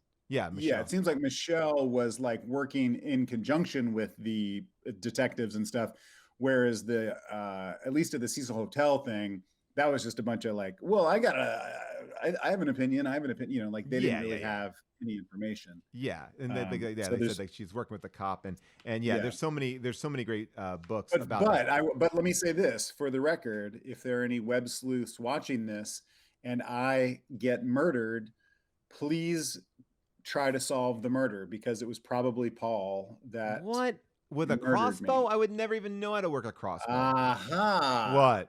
Wait a second. You said with a crossbow, you just let it slip. Shit. I gotta find another thing. All right, you know what, Rob? We actually have a hilariously funny person coming up. Jessica McKenna is one of the hosts of Off Book, the podcast, a musical podcast, really great. She has been in some of your favorite stuff, but also she's got a very big announcement. She's come on here. We're going to talk to her about it. Let's bring her in. All right, welcome, Jess. Hey, Jess, what's going on? Hi. Thanks for having me. We're so psyched to see you. Oh my gosh, likewise. I'm doing all right. How are you? Good. How have you been doing? Yeah. I like your setup there. I don't know what that is behind you. Is that a door? Yeah, I got a door. That's really, I guess that it. Does it have an exit sign above it? It has a South Carolina license plate. Oh, nice. Yes. Are you from there? I'm from there. My husband's from there. I didn't know that. There you go. Smiling faces, beautiful places. Something like that. Let me ask you something, Jess. You're married. Rob and I are both married. What has the COVID, the quarantine in LA, what has that done to your relationship? Made it stronger? What do you feel? You feel like you've gone more multiple years? Paul, we're going deep early. Welcome to the show. How's your relationship? Welcome to the show. But I'm curious. It's we were just talking about how it can kind of in a good way, it can make your marriage even more rock solid because you've been through seeing them nonstop. Yeah, for sure. Yeah, I would say overall probably stronger, but I think I did say to him yesterday, it would be great to see you in regular clothes. It would be great just at some point, even if it was just for a half an hour. Really just as like a stimulus change. I don't really care about how he looks, but just we are kind of settled into uniforms and that part feels weird. We should shake it up. I put on jeans. I put on jeans the other day and I was and I got in them and I was like, oh, why am I not doing this? I have committed to an outfit. I've committed to basically all Adidas wear. I'm just I'm always in gym clothes this is a fucking ad. This is a fucking get the plugs up.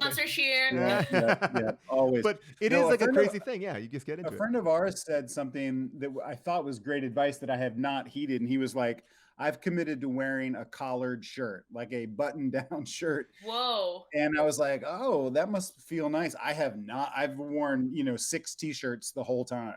I put on a button-down shirt and it felt so wrong to me that I took it off in anger. I was like, what was that? Yeah, I don't know why I reacted to that. I'm currently wearing a button-down shirt, but it did seem crazy to commit to that. I think another thing for me is I committed to wearing more shoes. Okay. Shoes somehow make me feel like I'm in my day a little bit more than just like, I think maybe there might have been whole 10-day stretches where I was just in socks or slippers. And I was like, you know what might feel like I'm in a day a little bit more is just a perimeter of rubber underneath my feet. Well, this is what I've done. I mean, I straight up bought Uggs. And I'm like, here's a comfortable shoe, but also still a slipper. Well, Paul, the slipper I was rocking were Ugg slippers that still have the and that's why they were working so much. I can get the mail in those. I can take out the cans in those. You kidding me? Walking my dog in those? It's fine. Let's do it. House shoes. Come on. Literally, that's all it is. It's like, what do I take the trash cans out with and walk the dog with?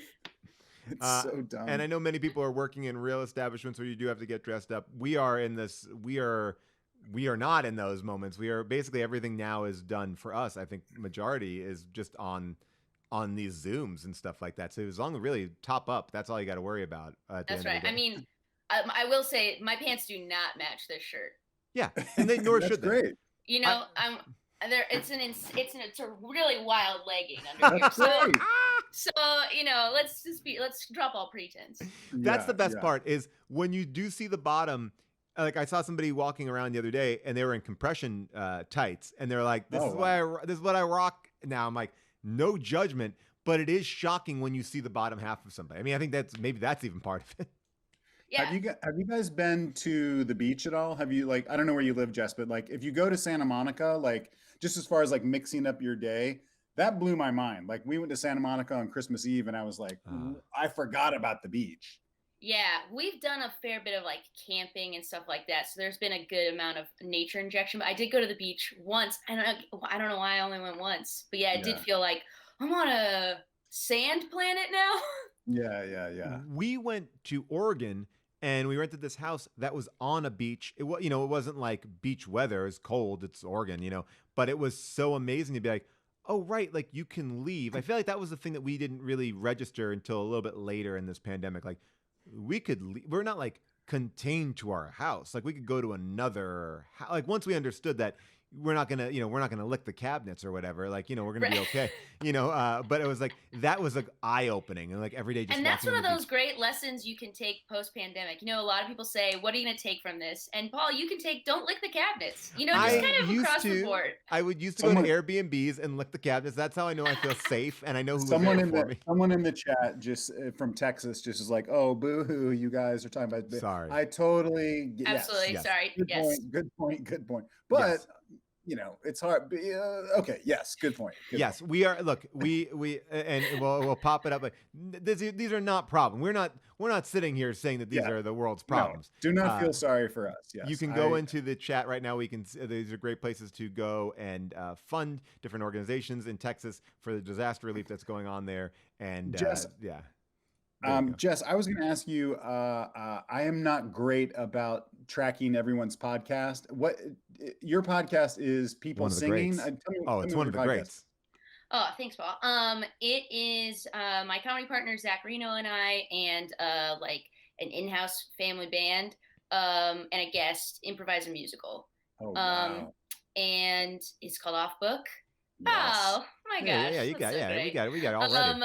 And I think this summer is 4 years old.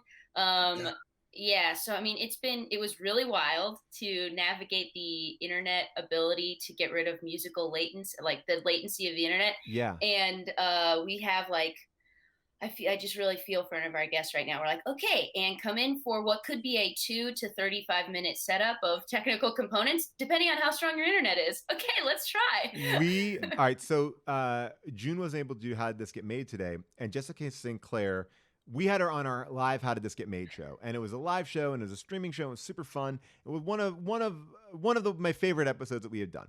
Really, really good. And then at the end of it, Jess is like, I didn't record anything. And we're like, well, where's the mic plugged in? And she just like went down, followed the cord and was like this. No. And we were like, oh no. And so today we had her back on the show to kind of be like, look, you missed her out on that one. We're going to bring her back in. It took us 50 Jessica Sinclair. Yeah. It took her 57 minutes. 57 minutes to figure out how to record. Now, mind you, Jess St. Clair is launching her own podcast with June. They've recorded episodes. Took her 57 minutes. We're 12 months in to a fucking pandemic. She is the best. Oh, gosh. But it was so fucking funny. Like we just sat there. And there's nothing you can do when like you ask them, and so you're like, okay, great. Yep.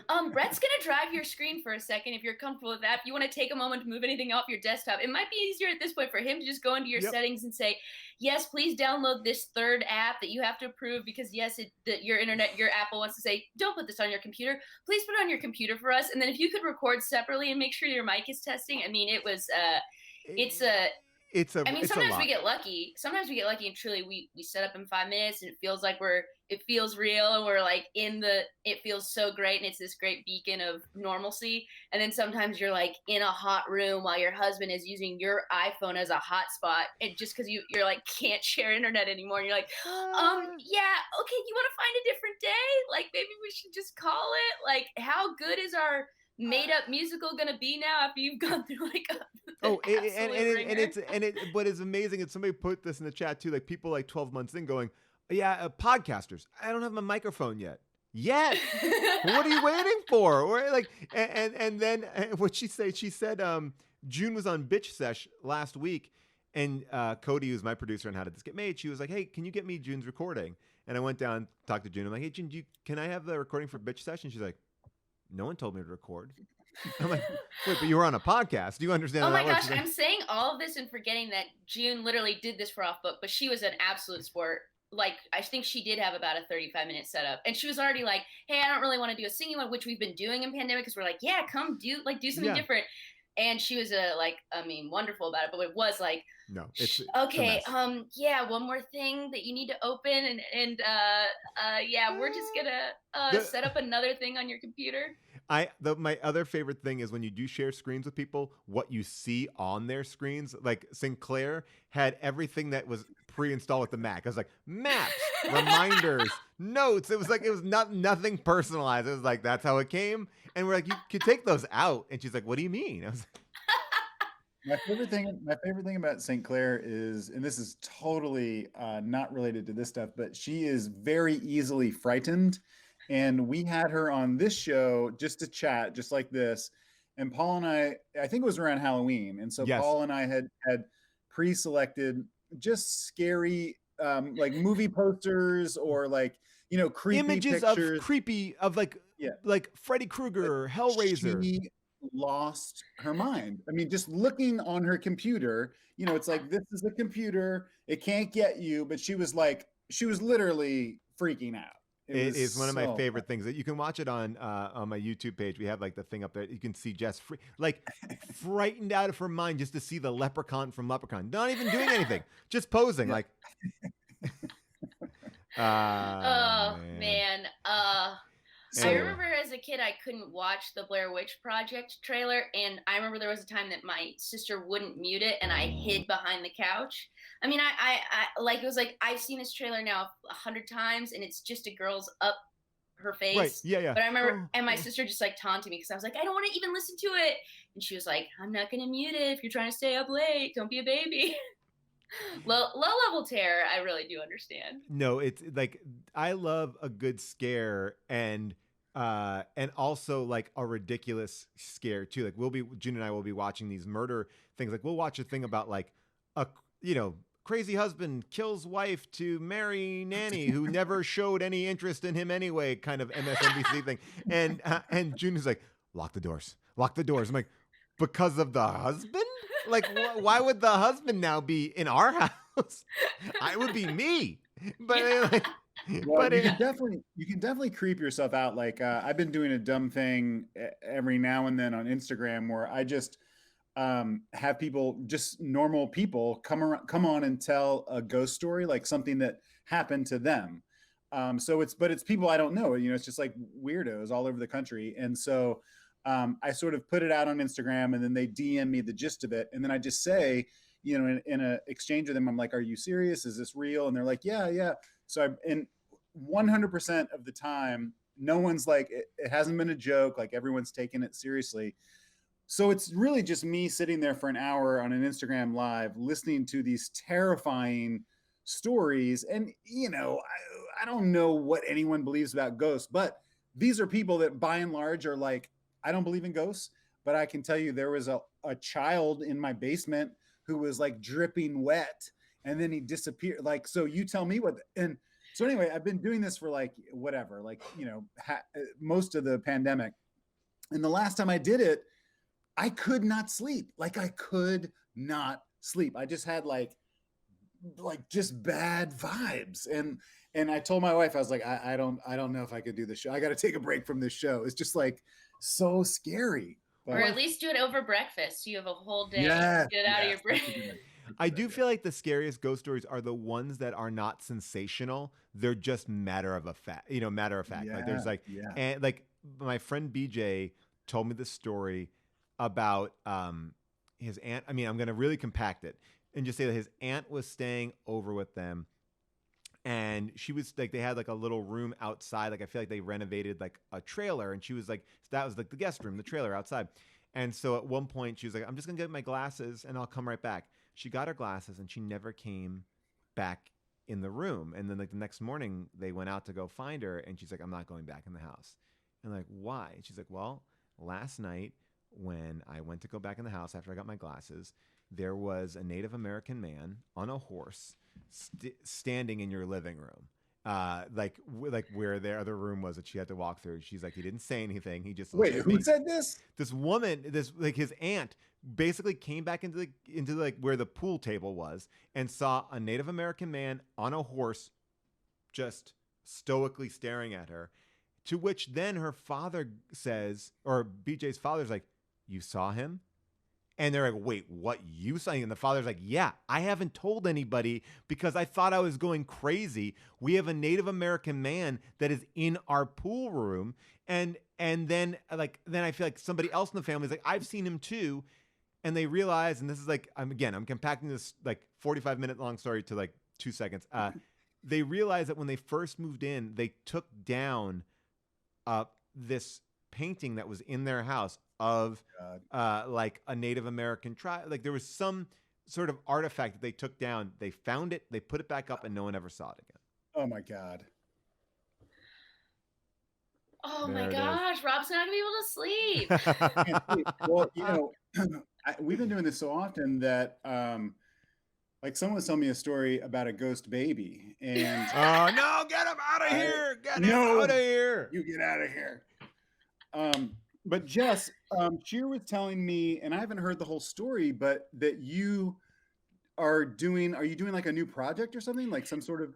Yeah, thank you. Yeah, I'm really excited. Obviously, like it's been such a weird year, and you never know like, oh, how long it's going to take for anything to come back, or what, just even before that, you're just like, oh, maybe I'll never have like a big opportunity like that. But yeah, I'm going to start shooting next month a new Netflix show. Oh, cool. Yeah, thank you. Thanks. Yeah. I'm really excited. Yeah. What is it about?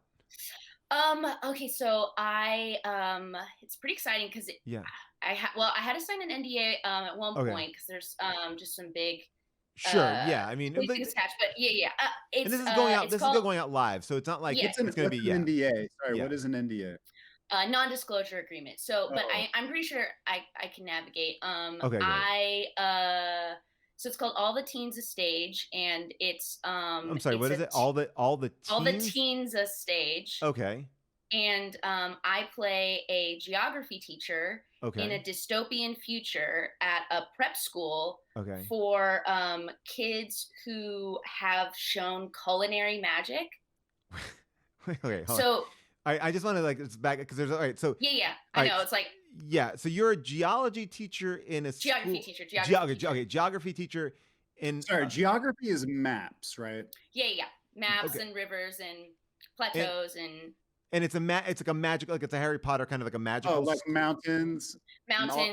Yeah, we know what geography. We know what geography is. I mean, like. Borders. Elevations. Capital states. We get all the different countries. Lakes. Yeah. I mean, I don't know if ponds are on there, but maybe it's a big enough pond. If I have a big enough pond. Yeah, it depends on how big the map is. Archipelagos. That's great. Straits. Yeah. You know, well, we're getting off topic. Okay, yeah, here. Sure. So Okay. you're a geography teacher. Well, I've been doing my research, obviously. Yeah, Getting yeah. excited. So I'm a geography teacher at a dystopian prep school for kids who show culinary magic.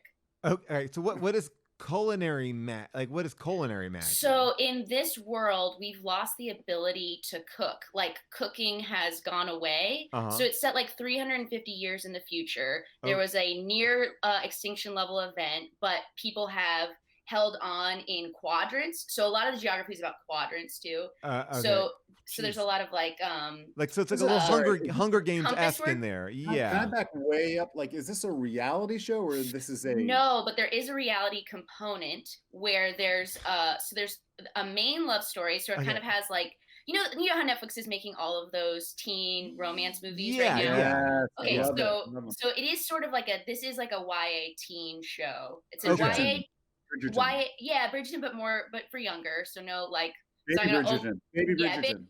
Yeah. Okay. It's 350 years in the future, and it's a love story between Klaus and Dagmar, and they are both show culinary magic, but from warring quadrants. Sorry, I gotta stop you again. Yeah. I'm trying to follow this, but I don't understand the term culinary magic. Yeah, like you're throwing that around. I know. Well, I guess I'm just so used to it now that I know what culinary magic is. You mean like they're good at cooking? Yeah, I guess for lack of a better, but it's like no one can cook now. Okay. Like in this future, got it. No one can cook, and so it's like this rare thing. So Dagmar and Klaus are our main love story, but we actually are having a reality component where real cooks now, real teen cooks, can submit Instagram videos or TikTok videos of their dishes that they can cook now to get on the show as sort of the best friend characters, and they'll be doing an actual cooking competition within the series. All right, so it's a reality show within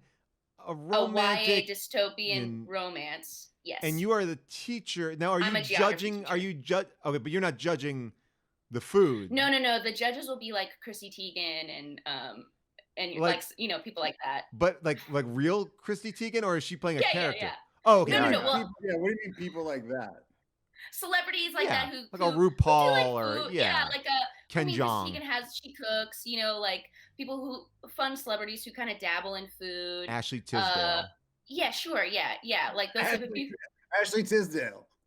Yeah. Why not? Okay. Why not? Why not? So they'll come on and we'll, I think I had a Zoom yesterday with all 9 of the creators, and they were telling me that there's 9 creators.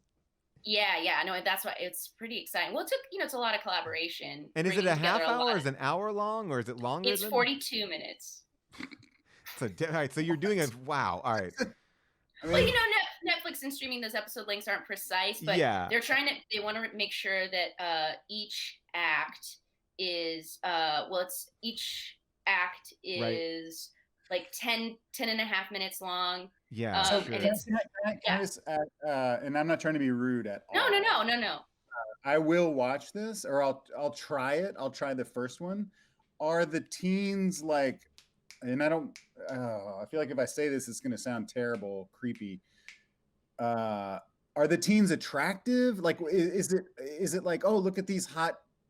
That's the Dagmar Klaus are 2 like very attractive young teens. It's going to have all of that sort of like to all the boys I ever look, all that kind of energy of a Netflix teen romance, very aspirational. Yeah. And then there'll be a B story of our yet to be cast best friends. Classic rom-com tropes, and those will be real kids. So I can't speak to how attractive they'll be. Those will be real kids who are real current culinary magicians, and they can submit their dishes on TikTok or Instagram Live with the hashtag all the teens a stage and all. I don't even understand the all the teens a stage. How does that fit in? Because like all the world's a stage is a thing. Because Klaus and Dagmar are a Romeo and Juliet type story. They're from warring. They're from warring. I get it. Quadrants. I get their warring quadrants. Like I'm trying to follow it. So I'm into it. It's a Shakespeare quote. I don't understand. I know all the world's a stage is that. Can I just ask? And maybe this is better. We should maybe just all the bring stoves on the creators. A stage. Maybe Maybe we should just bring on the creators, but just the basic premise. Like, why can't people cook? They lost it, Rob, in the future. Well, there was I love the graphic. I'm sorry, that just surprised me. It's really exciting. Excited to see it. Okay, so it was a comet that was about to hit Earth, and we were all supposed to work together and use all of our combined military might to shoot it out of the atmosphere. Right. Okay. And what happened is a few countries didn't show up. Okay. They held their arsenal. Okay. And so there were a few missiles that sort of overshot the comet because like the coordination wasn't what it was supposed to be, and that created a dust layer that didn't block out the sun like our fears of like a post-nuclear fallout. It didn't block out the sun, but what it did was slowly deaden our taste buds. And so over 300 years, we just decided to like move towards a place where we weren't even interested in cooking, and so those skills just died. Skills just atrophy if you don't pass them down. Go ahead. I never do this. I never do this, and I don't like to do it. Can I ask Paul? Can you take Jess out? Yeah, Jess, we're gonna take you out for 1 second. One second. It's your show. It's your show. Just stay tuned here on. For just a second. I hate to do this, Paul. Yeah. Well, yeah. I can't follow that show. I don't know what the fuck is she talking about. I don't know why she's doing she's geography. This is a terrible idea. It's reality, and I feel bad. I'm feeling bad for her. It's a 42 and minute I feel like as a friend, we should suggest bailing on the show. No, dude. We got to get on the show. Paul. She's got a successful podcast. What more do you need? We got to look out for ourselves. Bring her back on. Bring her back on. Hey. Sorry about that. Sorry, we just had to get a recalibrate here. Yeah. No, I get you. Is your mic plugged in? It is. Yeah. It is. Yeah. Okay. Well, this show sounds great, and it feels like there's a lot of Rob. Rob, do you? I'm going to say this. And at the risk of burning the bridge here, Jess, I think you are so talented and so funny. Oh. And honestly, well, let me ask you this. How many episodes is this? Have they already? It's 8 with then a 4-part holiday arc because, a lot of cooking shows they'll do their main season and then they'll do, like Great British Bake Off. 4-part? So it's 12 episodes. 12 episodes. I think that the holiday arc might be shorter episode lengths. Here's what I was going to say. I think you got to get out of the show. And Paul doesn't agree with me. And I'll be honest with you. I'll be honest with you. When we, about a minute ago, took you out to act like we were checking our mics and stuff, we weren't doing that. We were talking about this project and talking about you, and that we both really like you and think you're talented and funny. And this, in my opinion, Paul doesn't agree with me. I think, and I don't want you to be upset, I think this is a waste of time. And I can tell you that there's so much content on Netflix. Here's the thing. Is there a reoccurring part that I could be good for? Because I can do cooking. I was on Nailed It. And I think that you would be a great judge, Paul. I think I that can also act though too. I would love to do a character as a judge. I know that maybe I wonder. I don't know. Yeah. Well, I think they still haven't cast the lacrosse coach. What is a lacrosse coach? What's his arc? Lacrosse is just absolutely the same. I played lacrosse in college. Hey, you're out of this, man. You said you didn't want. Yeah, I mean, Rob, I feel like I appreciate the feedback, and maybe it's not like a picture perfect project, but I feel like, I could maybe meet Chrissy Teigen, and I could just, it's one more thing on the resume to show that I can research a part. It's I can only come 8 to the plus table. 4. It's only 8 plus 4, 42-minute show. And I'm just a supporting character, so I feel like if it takes off or doesn't, I can kind of just, take it in stride, blend in. I mean, this is obviously, it's a teen dystopian YA food reality show, so the geography teacher is obviously not a giant role. But are you in the anime section as well? Can you give us a little dialogue? Like I would never ask you. I'm playing with Play-Doh. I would never ask you this. But no, I can let me pull up some of the callback sides. Oh, it's great. But yeah, Paul, really quick, the lacrosse coach is the only one who has heard rumors that not only did cooking once exist, that baking did. And so he kind of does lead some of the students on this side quest where like a spin-off show. Yeah, well, potentially, because it's like they don't know, like baking soda doesn't exist anymore. They don't know how to capture yeast. And I think like some of that might be inspired by a lot of 2020 sourdough. But okay. Yeah. So I don't know. I can definitely talk to the 9 creators.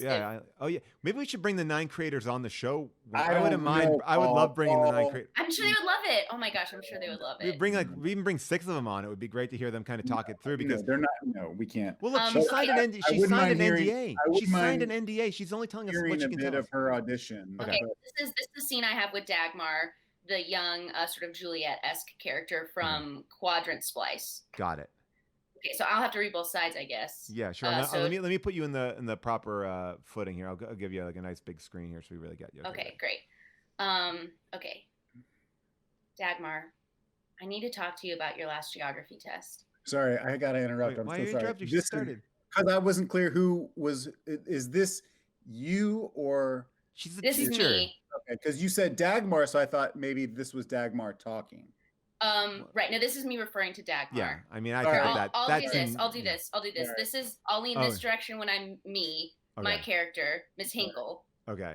And when I'm Dagmar, I'll go this way. Love it. Sorry, the character's name is Miss Tinkle? Miss Hinkle. Hinkle. Okay. All right, here we go. Dagmar, I need to talk to you about your geography test. Come on, Miss Hinkle. It was just a quiz. Dagmar, I know that you're better than this, and I know that Klaus might seem like he has all the answers, but he doesn't. What do you even know, Miss Hinkle? I bet you never even kissed a boy, just like you've never diced a tomato. Hey! We don't all have culinary magic. All right, you know what? I'm with Robin. It's. What was the last thing about? Not we everybody. don't all have culinary magic. Not every teacher at the school. That's like That was a tomato burn. That was really like when to say that you've never diced a tomato is, I would imagine in this world, pretty harsh. It's pretty harsh because even though I don't have culinary magic, Miss Hinkle doesn't have culinary magic.